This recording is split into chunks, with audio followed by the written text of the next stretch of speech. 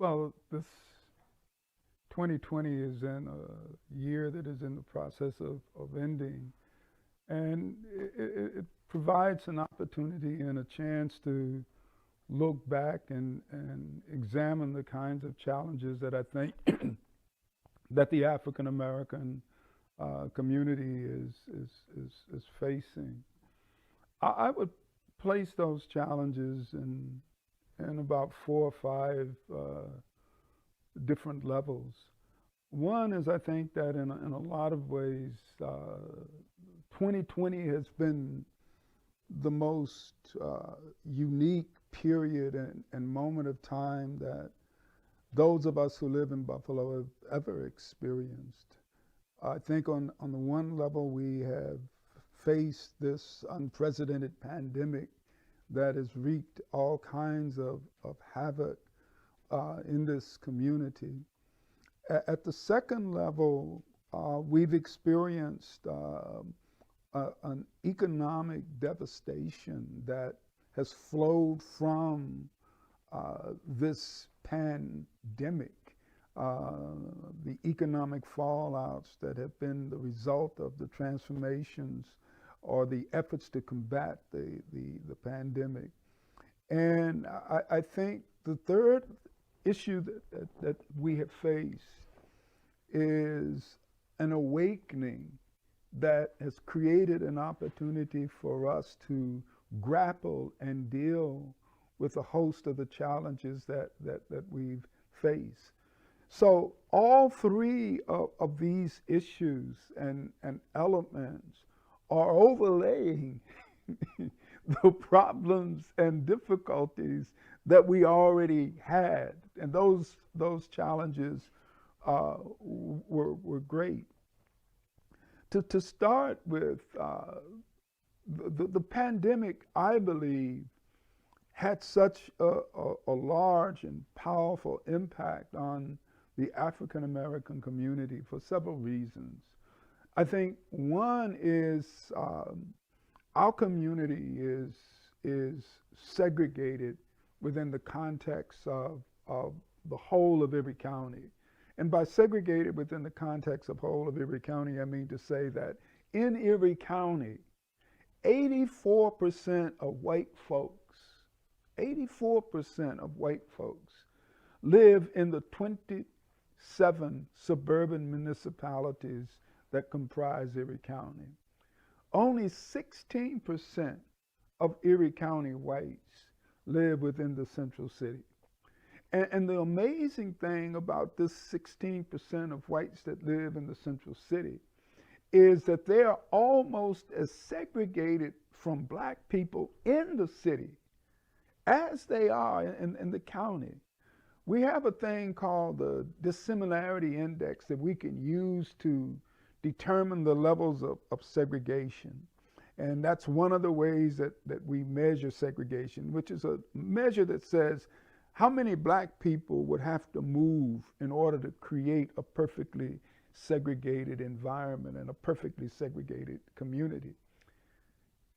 What is amazing to me is that the rates of segregation in Erie County are almost as high as the rates of segregation in the city of Buffalo.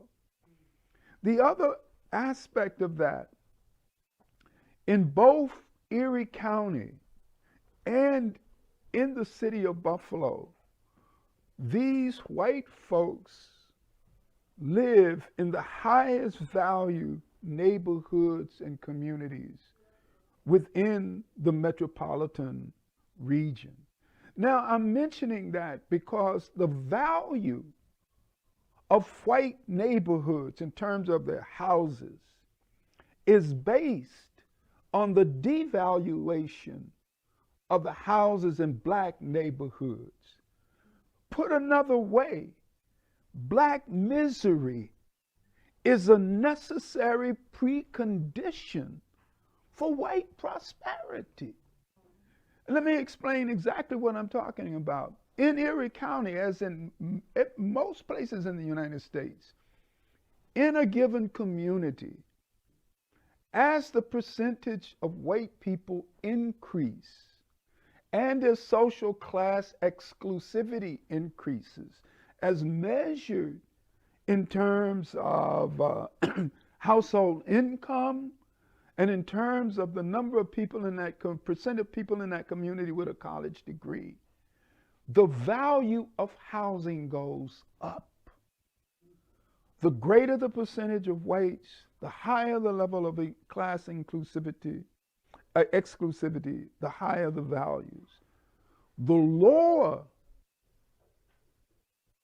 or the higher the percentage of blacks, the greater the social class inclusivity, value goes down. The value of white homes are predicated on the devaluation of black homes. And that explains the high levels of segregation, both in the county and the central city itself. I'm talking about that because since folks are literally trapped in the spaces that our community occupies, it opens the door for predatory entrepreneurs and anti-black public policies to be enacted. So in our communities, they charge high rents and make hyper profits by deferring maintenance on the housing units that are located there. The city supports the higher income areas by repurposing dollars that should be used for sidewalk and street and vacant lot maintenance and reinvesting those in the white-dominated regions and areas of the city. So as a result of that, hyper profits are generated in our neighborhoods and our communities. And in addition to these things, we are confronted with excessive fines and ticketing as another source of revenue generation for the city. And because our folks are not capable of competing with whites in the labor market, because of the schools we attend are under-resourced, in need, and don't have the kind of dollars and cents that's required to retool and refashion the educational system so they support ours. A large number of our folks end up in these positions that they have now called essential workers, which means they're hospital workers, transportation workers, workers who can't stay at home and remote work, workers who have to get involved in activities all over the city in order to make a living. Living in homes oftentimes that are crowded because of multi-generations occupying those spaces. Small houses are relatively small in terms of the spaces and the places that are there. I say all of that to say that these communities made our people at risk for the coronavirus. And so because of the large numbers of our workers, our folks who work in hospitals and nursing homes and grocery stores and in other situations that bring them in contact, they become the spreaders that bring these issues into our communities. Also, because many of the jobs that our people hold are not the jobs where you can call in and say, hey, bro, I'm not feeling that well today, I'm gonna stay home. Hey, we got to go to work, sick or no sick. Because if we don't go to work, we don't get paid. We don't get paid. Most folks live in houses even where they do get sick. They can't social distance. You know, like I'm like a lottery winner in terms of my education and training and other stuff. Most people don't live in a big house like I do. So when my wife came in from Phoenix, where she'd been out to visit my son, I said, we need to social distance. I'll just stay on the third floor. You know, I'll use this bathroom. You use that bathroom and you stay over there. And I'll pop in and out of this space. Well, who can do that? Who can do that? And so anybody brings that illness in, it spreads quickly inside of the neighborhood and in the community. Why is all this important? All of this is important because it made our people vulnerable to the disease. And when the disease first hit, the African American community in Buffalo and across the country was devastated because of these same conditions. Now, we hear a lot of people talking about all of the comorbidities among blacks. Well, the same neighborhood conditions that created the comorbidities in our community also created the conditions that caused us to be hit so hard. The bottom line is the black community and the conditions in the black community is a public health issue, and we need to treat it that way. And then you layer all of that with the fact that the police are there to maintain control over our folks. And that's part of the reason why police violence is so high in the African American community and is considered a problem, and why blacks nationally are killed at almost over twice the rate of whites by police violence. So it brings us back to the situations that we're confronted with, because the virus not only impacts and hit hard our folks and in terms of illness and health, but also many of the businesses in the African American community are businesses that are based on crowd gatherings. The barber shops, the beauty parlors, all our little restaurants and whatever little stores and other little items that we got, all of that stuff gets hit hard. And all of our folks that are out there, working in restaurants and bars and all over the service industry, including janitors and sanitation workers, all of these individuals and all of these people were hard hit. So the community has been really devastated in 2020 by this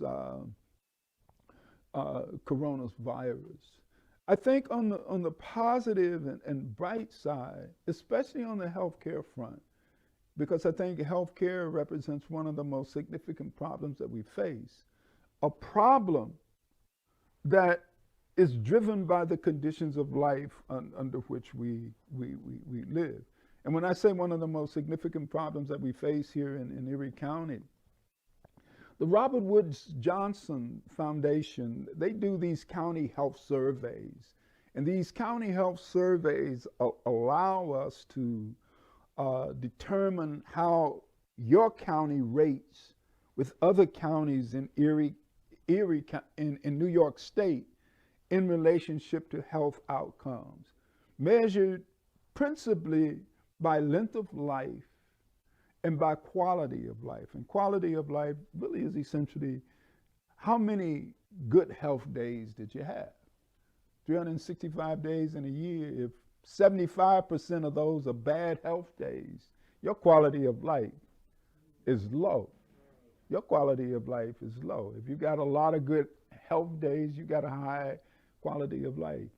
Erie County ranked 57 out of 62 counties in New York State in terms of health outcomes. And that low health rating was driven by what has happened with the African American community and the Latinx community inside of the city of Buffalo. So at the one level, things have been very bad here. At another level, I think that what we have seen is a kind of renewed consciousness that has evolved in our community. what I have seen is a growing capacity on the part of our community to fight back. And what I have seen is activity occurring at multiple levels that I think bodes well with the community. And I think it all starts with the fact that we have seen through the limitations of having black elected officials. I mean, at one time we thought, yeah, we'll elect black people, 60% of our problems are solved. But we discovered that most of these black faces in high places do the same thing as white folks in high places. And that the only difference between black faces in high places is that they got black faces because they're doing the same thing, and it does not bring about any change in the places, where we live.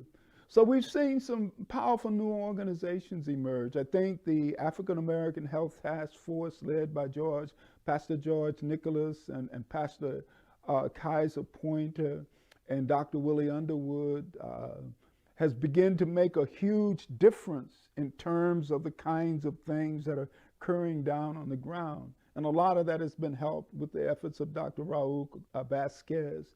I think I've seen through Black Love in the Rust Belt a new wave of organizing and mobilizing among young Black and Latinx individuals inside of the community.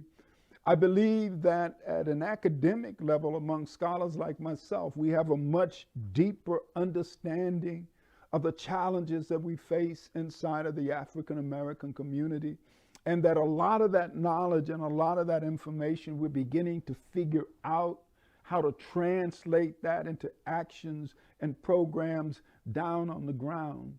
So I think in summarizing 2020, which by every stretch of the imagination has been a very bad year, it's also been a very good year. I think our community has grown together. I think our community has grown stronger. And I think our community is prepared for the struggles and the advances ahead. And I think we're beginning to do a lot of the more silent structural work that you see, where we have to dismantle these structures of inequality and structures of injustice that we have. I think we're beginning to create and build alliances between the progressive organizations that are operating on Buffalo's west side and our organizations on the east side. I think we've taken the first steps in beginning to understand how do we disrupt the capitalist project? How do we disrupt market enterprises?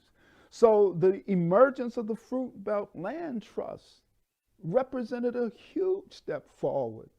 The beginning of putting together an infrastructure with our brothers up in Niagara Falls and elsewhere around a cooperative grocery store. It represents another big step. The beginning to understand what the principle collective work and responsibility actually mean when we translate that into action down on the ground represents another giant step forward. And I think that a lot of the activities that are occurring among our young people represent another giant step forward. So as I look back at 2020, I see the best and the worst of both worlds. And I see that inside of our community, that a growing number of Black and brown folks are beginning to liberate their minds. Liberate their minds. And by liberating their minds, I mean to say, until your mind is liberated, you don't have the capacity to reimagine a different world. And I think across the board in our community, we're seeing Black folks reimagine a different Buffalo, a very different Buffalo, but a possible Buffalo.